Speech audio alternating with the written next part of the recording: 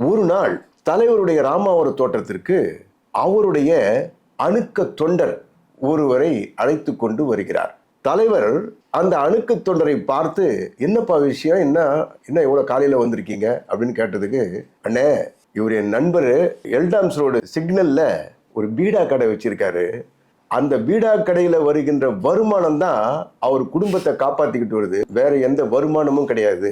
ஆனால் அந்த இடம் ரோட்ல கொஞ்சம் ஒரு அரை அடி ஏதோ முன்னாடி வந்துட்டு இருக்குது. இத காரணம் காட்டி ஒரு சிலர் இவரை மிரட்டி பணம் கேட்கிறாங்கன்னு, நீங்க தான் ஏதாச்சும் ஒரு வழி பண்ணணும் அப்படின்னு சொல்லி அந்த அணுக்க தொண்டர் நமது பொன்மன செம்மலிடம் சொல்லுகிறார். அதை கேட்டுக்கொண்ட அவர் ஒன்றும் சொல்லாமல் காரில் ஏறி தலைமைச் செயலகத்துக்கு சென்று விடுகிறார். அந்த அணுக்க தொண்டர் அவருடன் அழைத்து வந்த அந்த நண்பரை பார்த்து, தலைவர்கிட்ட சொல்லிட்டோம், அவர் என்ன நினைக்கிறாரோ தெரியல, ஏன்னா உங்க கடை ஒரு அரை அடி ரோட்ல வந்திருக்கு இல்லையா, போக்குவரத்துக்கு இடையூறா இருக்குமோ அப்படின்னு நினைச்சிட்டு அதனாலதான் எதுவும் சொல்லாம கிளம்பி போயிட்டாரு என் தெய்வம்